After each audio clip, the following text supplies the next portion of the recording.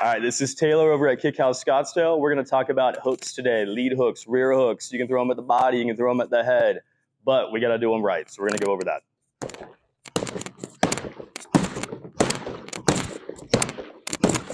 All right, guys, we're going to talk about hooks.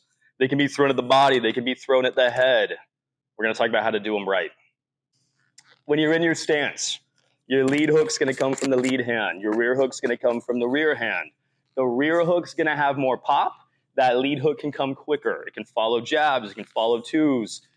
They're setup shots. So if I'm here in stance, it's all hips. Everything in this sport is hips. It doesn't matter if you're throwing kicks, jabs, crosses, anything, elbows, knees, it's all hips. So if I follow with the cross and I want to follow with a lead hook, notice the rear hip is loaded. I'm back here, I'm high and tight in a high guard, and I turn over. I don't want to turn over all the way over here. This is a mistake a lot of people make. This is way too much. Look at the position I'm in.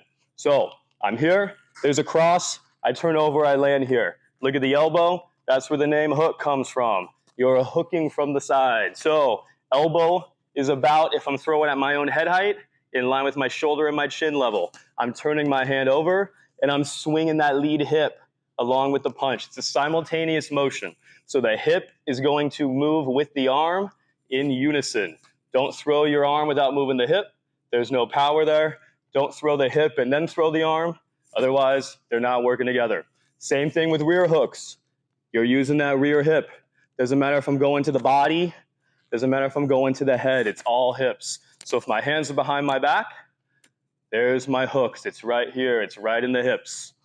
If I'm in here and I'm too far away, say I'm at jab length. If I try to hook from here, I can land, but notice my arm. My arm is very wide and open. I want to be a little bit closer. How do I do that? There's two ways. I can either literally step in and get that distance, or use your hips. So that hip can come in.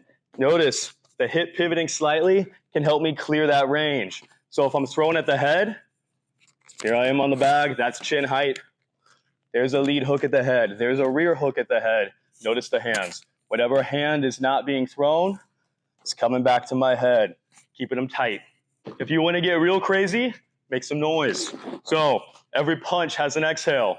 For me, my jab cross might be a, my hooks have more power. They might have a different noise. So I might go from a to a